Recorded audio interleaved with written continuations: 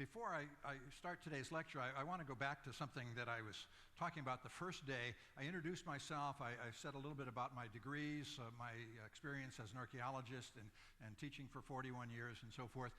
The one thing I forgot to tell you is that it's always difficult for me to go on the cruises like this and be away from home because I have a 4-year-old at home. And you know, looking around the room, I don't know if any of you have 4-year-olds at home, but you probably remember back way a long time ago, or maybe you have grandchildren. They grow up fairly quickly, and you know, if I'm away from home for, in this case, almost 6 weeks, you know, they grow up real fast. First time I said something about this on one of the cruises, somebody said, "Do you have any baby pictures?" And most of you as grandparents or when you were a parent, you know, you always have baby pictures. Everybody wants to see baby pictures.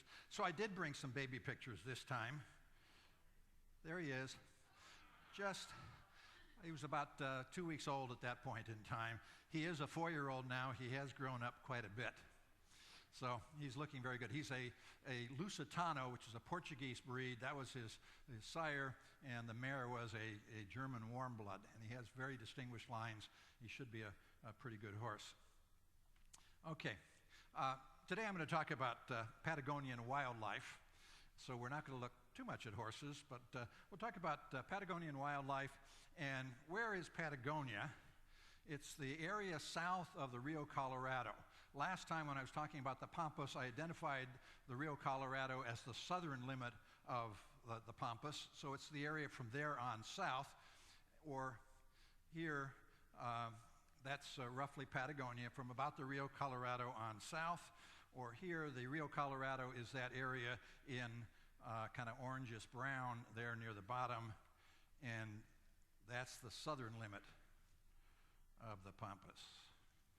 So it's from there on south. It's actually a very distinctive line in Argentina because on the south side of the Rio Colorado, when you cross that river, you're definitely in Patagonia, and taxes are much less in Patagonia than they are in the rest of Argentina. So, for example, just across the river are a couple of really big gasoline stations.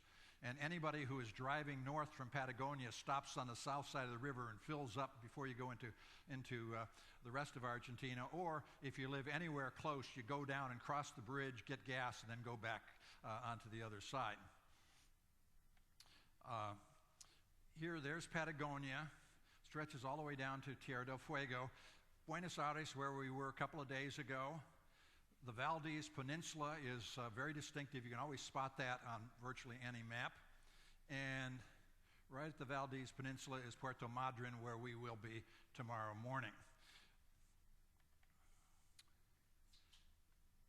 There's a map of the area right around Puerto Madryn, and you can see the Valdez Peninsula.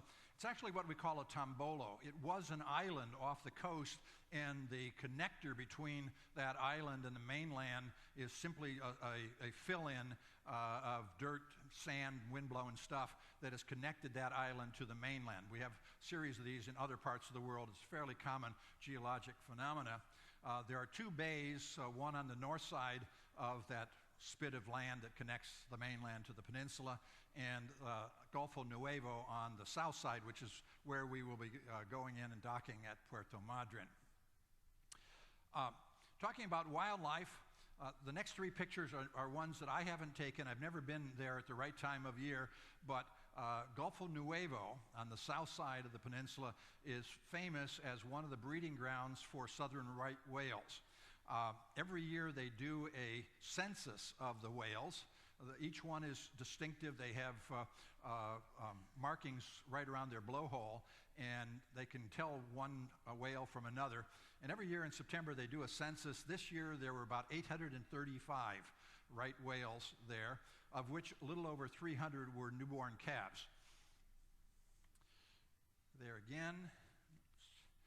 And here. These are all 3 pictures that I haven't taken. I've grabbed them off the web. We may or may not see any. They are there typically from about August to December, but they leave kind of early, mid-December, and we're getting there pretty much at the end of December. So if we're lucky, we may see 1 or 2, particularly if you get up early in the morning as the ship is coming into Golfo Nuevo. They may be leaving, and they may be saying, you know, waving goodbye. But we probably will not see them. The next series of slides are just going to show you the Valdez Peninsula. It's pretty flat. It's actually pretty arid. There are a series of salt pans or salt flats out on the peninsula. Most of the roads out on the peninsula are on dirt, so if you're doing a tour that goes out onto the peninsula, you will be traveling a lot on dirt. There's one of the salt pans there in the distance on the right. And the typical vegetation is pretty much a scrub vegetation. There aren't very many trees out there. It's a pretty dry area. In fact, most of Patagonia is looking like this. It's very few trees except places where people have planted them. Very little natural forest. Most of Patagonia has a set of sea cliffs. The area right along the coast is uplifted and tilts to the west. So the lowest elevations in Patagonia are actually over near the Andes Mountains. Rivers that come out of the Andes Mountains towards the Atlantic have cut through that plateau. So if you go into any of the river valleys, what you'll be doing is dropping off the plateau down into a river and then back up onto it when you continue on the other side. So this is fairly typical of much of Patagonia coast, of the sea cliffs like that. It's on the Valdez Peninsula, or here again you can see the sea cliffs.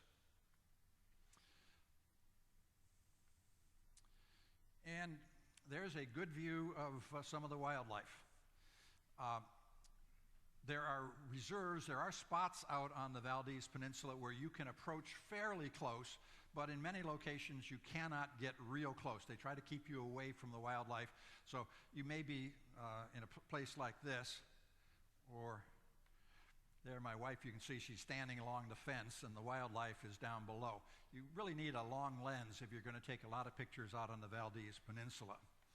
What she was looking at, what we were headed out there to do, was to look at sea lions and elephant seals. The pinnipeds here, the seals, sea lions, elephant seals here are all only sea lions and elephant seals. There are no seals. Seals do not have a little ear flap and have smaller front flippers. Sea lions have bigger front flippers and a flap over their ear. Otherwise, they look very much the same. And the elephant seals are obviously the real big ones, particularly the males, which can weigh up over 2,000 pounds. Each of the males has a harem, anywhere from a couple females up to 8 or 10. And you might see some of the male elephant seals fighting right there on kind of the left center. There are two that are going at it. The younger ones are always challenging the bigger, older ones, the males. But you may be able to see ones like this if you do the Valdez Peninsula excursion. There's little pups there in the foreground. There's a pup there on the right-hand side, or there with his mother.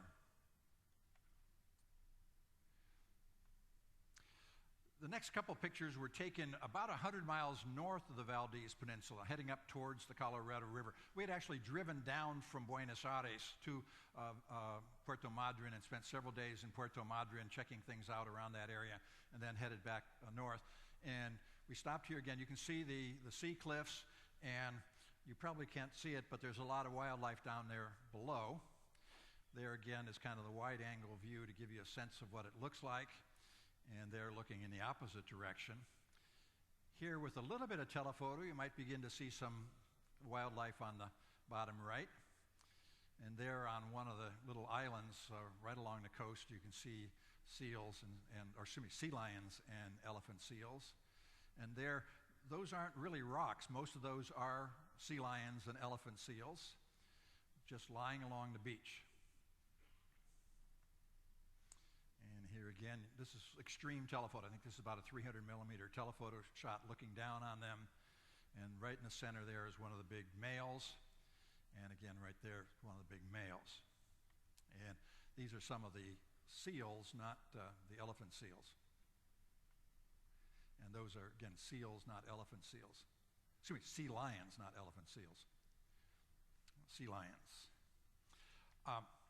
One spot that if you're on a tour out to the Valdez Peninsula, you will probably visit. The peninsula is so large, it's roughly 1,000 square miles. So if you want to see everything out on the Valdez Peninsula, you really have to stay a couple of days in Puerto Madryn and go out each day to different spots. But usually the tours, if you're going on one that's just a few hours, will take you to at least one spot where you'll see the sea lions and the elephant seals, and you'll also go to one spot where you'll see the penguins. And the spot for seeing the penguins is called the Caleta Valdez, and that's going to be this spot. Again, we've got the sea cliffs, and right there in the center of the picture, right along the shore, are a bunch of penguins. And a little bit closer view, again, telephoto. There are a couple of spots at the Caleta Valdez where you can get fairly close.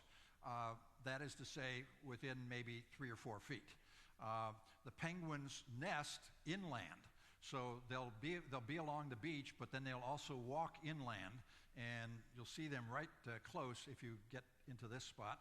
Those are the ones there. These are called Magellanic penguins, and they're only about 20 inches high, about 2/3 of a meter high. They're one of the smaller species of penguins, and they're the kind of penguin that you will see in most of the places that we will be visiting. So there's your Magellanic penguins getting out of the water, and they'll kind of waddle inland, and that's as close as I could get. This is not a telephoto shot. That's just a regular lens about 4 or 5 feet away from them. You're not allowed to disturb them, but if they come walking up to you, you can certainly take a picture like that or like that. Baby chick, this is a December picture. We were there right after Christmas, between Christmas and New Year's, and the babies, the little ones, had just come out. So nice fluffy brown. There's the adult. Everybody loves penguins, and you will see lots of them.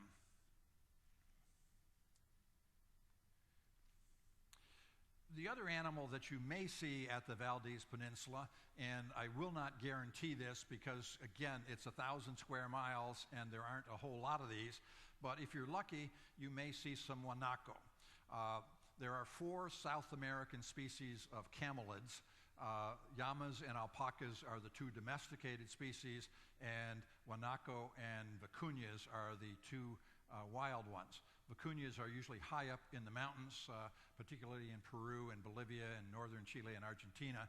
But down here, what you may see are guanaco. And we were lucky one of the times we were out there that they were real close to the road. They were not, these are not telephoto shots. This was probably 15 feet from our car. Took that out the window of the car. And he was walking along as we were kind of slowly driving along, keeping up with him. One animal that you probably will not see, I've only seen once in Argentina, is this next one.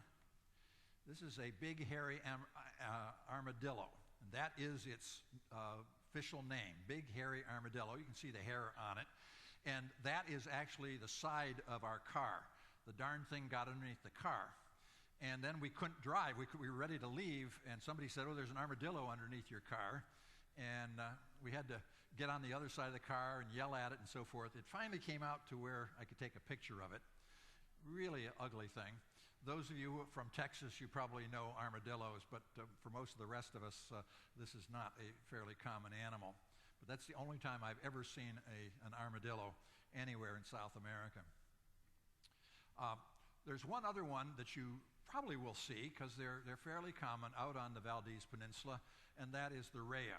There are 2 species of rheas in Argentina. This one is called Darwin's rhea. It's the one that's kind of in the northern part of Patagonia and out on the Valdez Peninsula. And these are like ostriches, a fairly large bird, flightless, and they usually are in pretty big packs.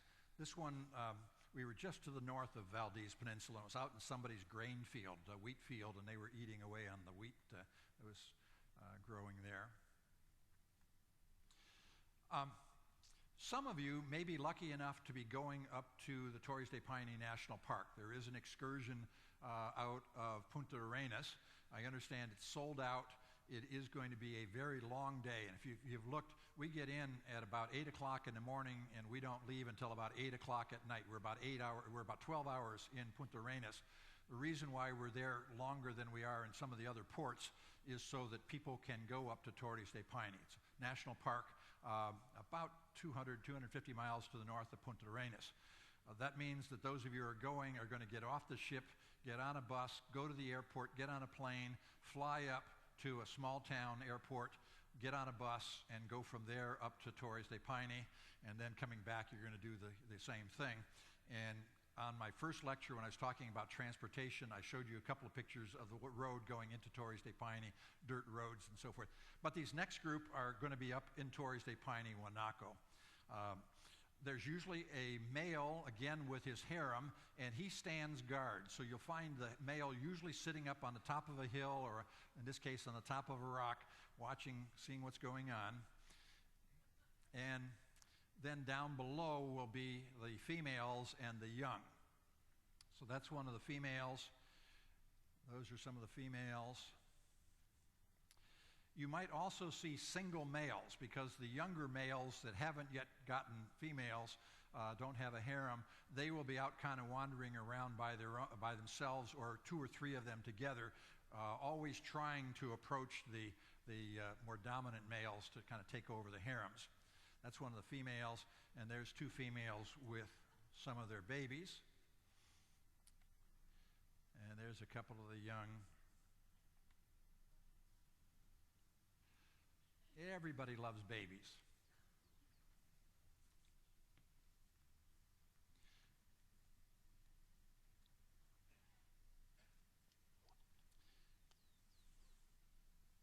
There's another of the adult females, and a couple more of the babies. These were quite close to the road that we stopped. I was driving a rental car. I was by myself. I simply stopped and was able to take these videos without any problem. On the bus, you may not be able to stop every time you see something that's going to be worth taking a picture of, unfortunately. Like down at the Valdez Peninsula, the other one that you may see up here, and these will be along the road, frequently fairly close, will be rays. This now is the other species. This is the American ray, or the common ray. It's a little bit bigger animal than the one that was down by the Valdez Peninsula. But they're like a big ostrich. You may be able to spot in the far background, there is a guanaco just kind of wandering around back there as well. That's a baby.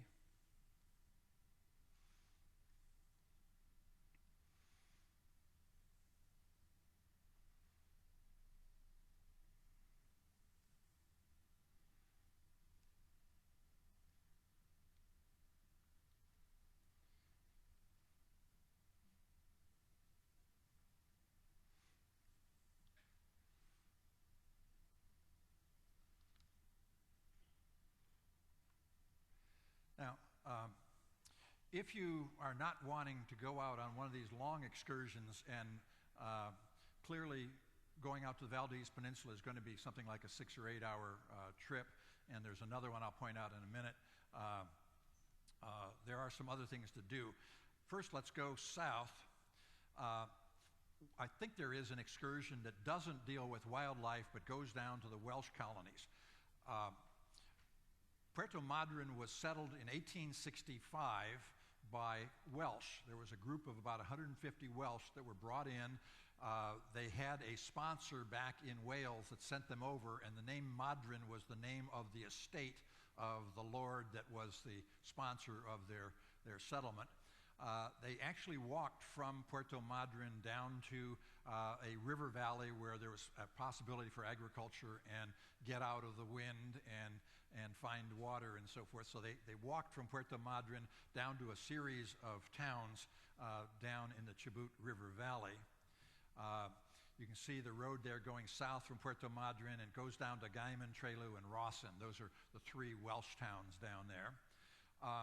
If you continue farther south, and it's about 105 miles south from Puerto Madryn, so there's the Valdez Peninsula, Puerto Madryn again, you might be going down to Punta Tambo. It's about 105 miles. It's about a 2-hour ride down to Puerto Madryn, or to Punta Tambo. Again, it's fairly typical countryside for Patagonia, low brush, not much in the way of trees, except in the river valleys, like the Chubut River Valley with the Welsh settlements. But Punta Tambo has some of the Magellanic penguins. It has roughly 1 million of them. It is the largest colony of Magellanic penguins in the world. There are Guanaco down here again. And you may or may not see them. They're kind of hidden. In fact, if you watch this little video, you may not be able to see the Guanaco until we do a little zooming in.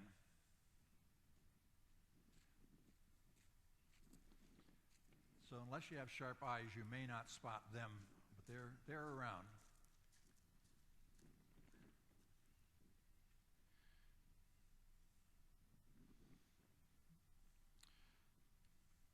But that's a wonderful spot to see Guanaco if you can catch them. What you'll also see here are sea lions and penguins. So there's some of our penguins. And this is a very large reserve. It was actually a private estate that somebody noticed that they'd had a lot of penguins on, and they've now turned it into kind of a park, a provincial park. And lots of penguins out in the water, on the beach. This is another one of the beaches. This is not one of the shore excursions recommended for anybody that has any problem walking, because from where the buses park to where you see the wildlife, it's probably maybe 3/4 of a mile. You're walking on wooden paths most of the way, but it is not a short walk out to be able to see the penguins. And the penguins have right of way on the paths. They will actually have to cross the paths in many ways. So you see signs like this. You have to yield right away to the penguins as they come across. And they burrow into the ground and way inland. You'll see them 500, 600, 700 feet inland.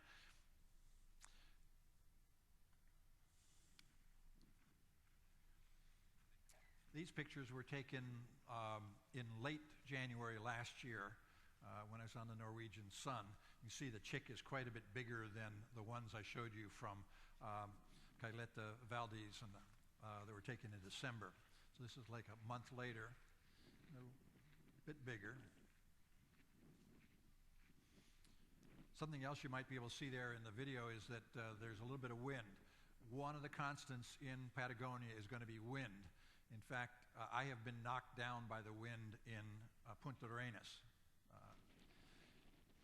Here you can see how far inland they are, and they go wandering along. They have their little paths.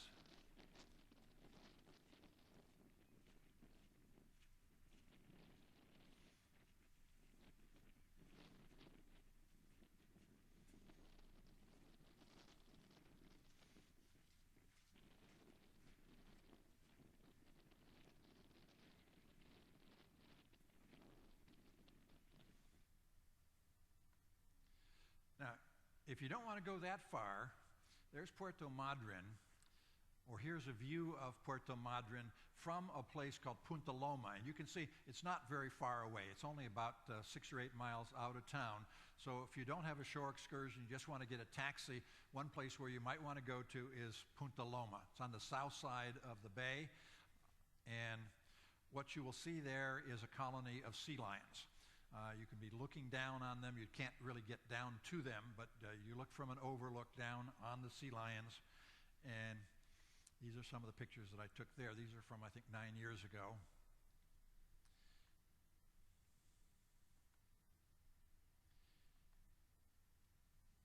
But there's a pretty good colony there.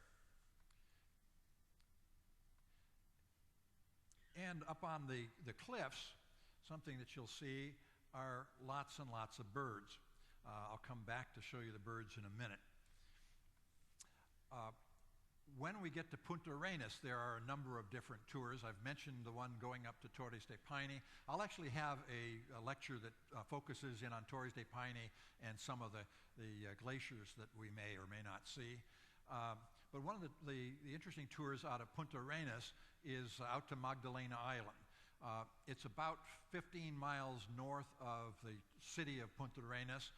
Some of the tours take a boat from Punta Arenas and slowly go out that 15 miles. Other tours you'll get on a small bus in Punta Arenas, and you'll be zipped out to right next to the island, and you take a small boat out to the island. There is the lighthouse out there, and what you'll see are the Magellanic penguins again. Depending on the time of year, there are something more than 100,000 Magellanic penguins on Magdalena Island. This is one from a January picture, December or January, and they're the nice little brown ones that we've been seeing. This isn't Magdalena Island. This is actually another spot near Punta Arenas called Otway Sound. And none of the shore excursions from this ship are going to Otway Sound, but if you don't have a shore excursion through the ship, you might be able to find one that will go out to Otway Sound. It's about 20 miles from Punta Arenas, but it's a fairly easy drive out, and it's a protected area. You walk on wooden paths, and you can get pretty good close-ups on the penguins there.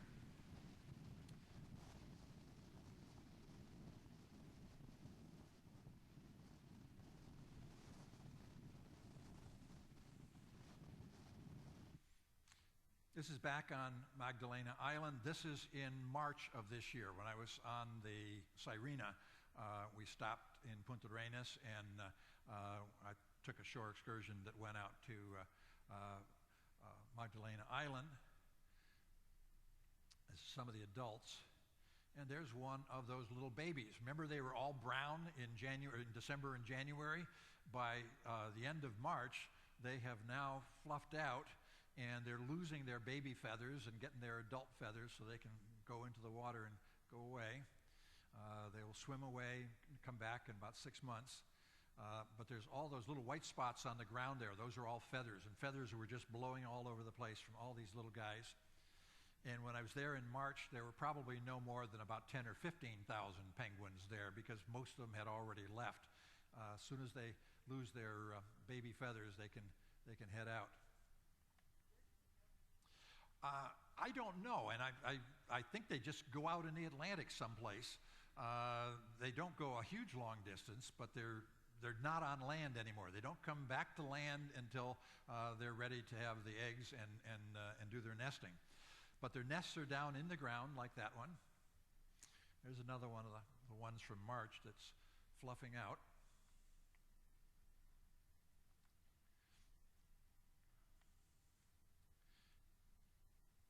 That one is, I think, again, that's a March picture. But you can get within 2 or 3 feet of these guys. They're sitting there as long as you don't disturb them, and there are guards to make sure you don't disturb them. About 10 years ago, I went around Tierra del Fuego on a small ship, 140-passenger expedition ship, and we were able to visit places that some of the bigger cruise ships can't go to. This is one of the spots, Tucker's Inlet. In Patagonia, you will basically only see Magellanic penguins. If you want to see other of the 20-some species of penguins, you need to go to Antarctica or to the South Georgia Islands or the Falkland Islands. There are only the one species here. So there's on Tucker's Inlet, again, our Magellanic penguins and some more there. But we were looking at these penguins there, and right there in the middle is a king penguin. And the guides on our little Zodiacs, we didn't land on this island. We were not allowed to land on this island, but we were within about 10 feet of the shore on Zodiacs. They pointed out that every once in a while, somebody gets lost. And so instead of ending up on the South Georgia Islands or Falklands or back in Antarctica, they will end up here. So if you get really, really, really lucky, you might see one of the other species of penguins. It's the only time I've ever seen any other penguin type other than Magellanic. And the Humboldt penguins on the Pacific side in Peru, you get Magellanic or Humboldt penguins. But I saw this one king penguin there on Tucker's Inlet.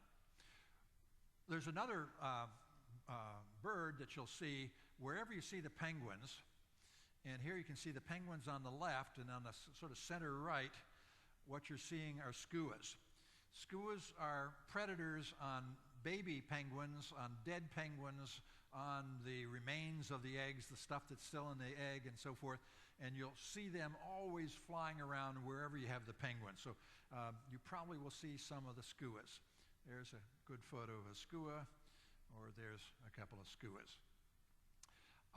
Another bird that you're going to see on many of the small islands and along the coast of Patagonia are going to be the cormorants, and particularly rock cormorants.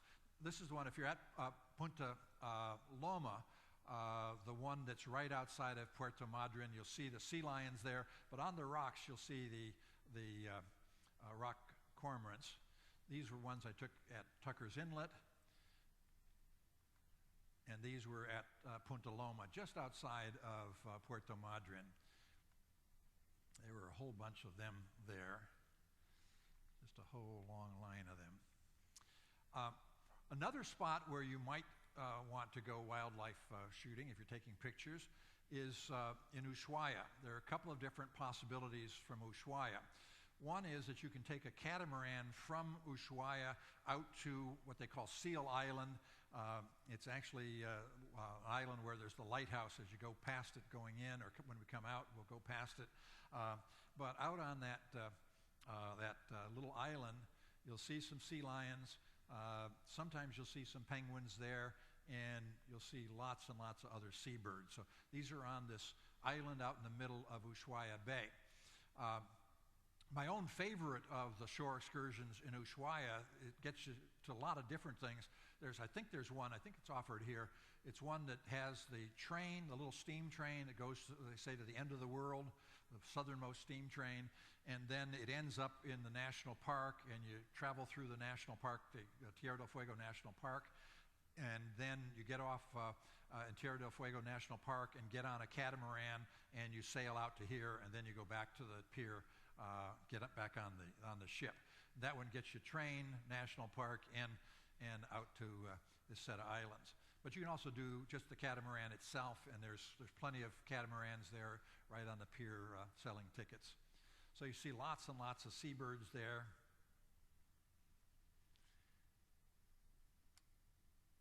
I'm not a birder, so I can't identify them all, but again, these are going to be sea lions. Some more of the birds. There's some of our sea lions.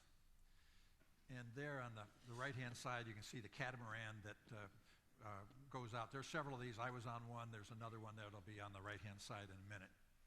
So there's our sea lions.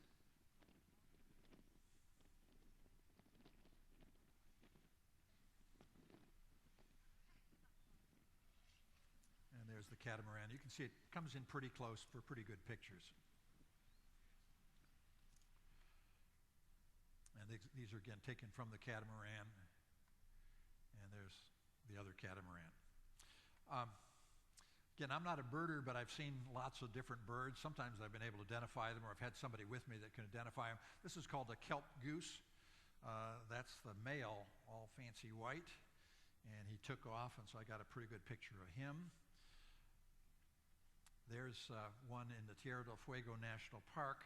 And we're not going here. We're not going to the Falkland Islands, but I did get a real good picture of one of the geese on Stanley, or just outside of Stanley in the Falkland Islands. And there's a couple more of the upland geese. Anybody see them? These are females, so they're pretty much hidden. Now can you see them? Or let's get a little closer. Can you see them now? Again, I'm not a birder, but I spotted this one time. This was 10 years ago when I was on the small boat. We were ashore in one area, and this is called a South American snipe.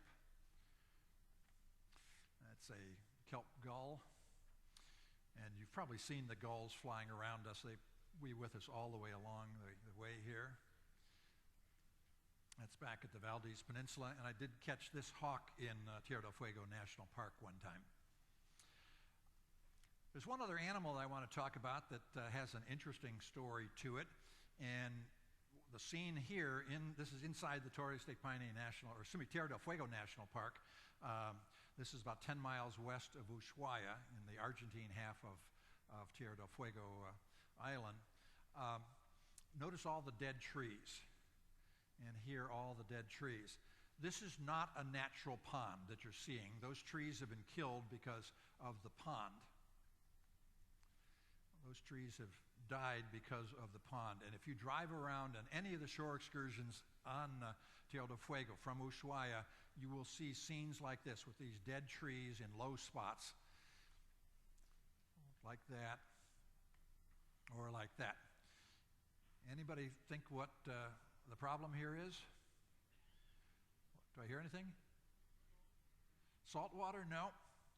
This is a little stream, and something has come along and dammed up the stream and made a pond that is beavers. Somebody had the bright idea right after the Second World War to introduce beavers to Tierra del Fuego. They thought this was going to be a productive thing. They were in a farm. They were captured and enclosed. And then the place where they were, the beaver ranch that was housing them, failed, went into conservatorship and so forth, went bankrupt, and the beavers got released. Now there are thousands of beavers all over Tierra del Fuego. Governments of both Chile and Argentina are paying to try to trap them and hunt them and so forth, but I've never seen them, but you can see the destruction. There's our beaver dam, and there's another of the beaver dams. You'll see them all over Tierra del Fuego. There's a closer view of one of the beaver dams. They're tremendously destructive. They're one of the introduced species that has really caused a lot of problem. And if you look carefully there, or particularly here, they cut down the trees, build their dams. They have the distinctive stuff of cutting into the tree. I want to show you a little bit of Puerto Madryn, where we will be tomorrow. It's a town of about 100,000 people, although it may well be much more than that by the time we get there tomorrow, because it is a resort town and thousands of people will be down there for Christmas and New Year's, so it's going to be pretty crowded in the town and on the beaches.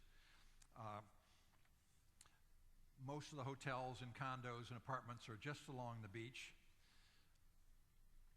And it does have a pretty good beach. It's the last decent beach going south in Patagonia, so that people from Buenos Aires will come down here. It's a 2 or 3 day drive from Buenos Aires to get down here.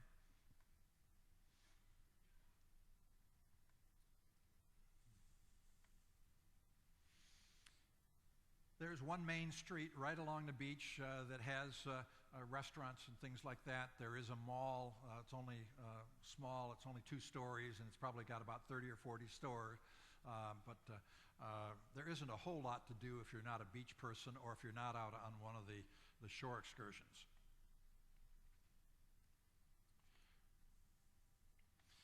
And again, this is the main drag there or here, and it goes for about a mile. It's not really a very big town. When my wife and I drove down here 9 years ago, my wife had done quite a bit of checking on places to see and things that she wanted to do. She's a horse person, so what she found is that there was, in fact, an equestrian center in Puerto Madryn. And we went out there, and she saw their facilities and checked it out. She hadn't brought any of the proper clothes, so they had to find a pair of boots and a helmet before she could do anything. But she actually did have a little bit. As long as we're looking at animals, we may as well look at this one. And she did fairly well.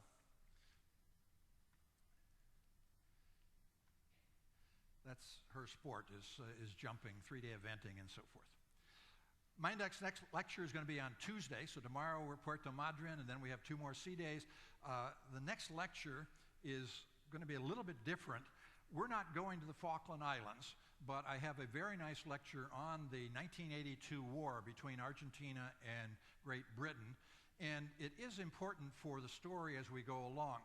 When we get to Ushuaia, as you come off the pier and walk out to the shuttle buses and so forth, you will see signs that say Malvinas, the name that they use for the Falkland Islands, were, are, and will be Argentine.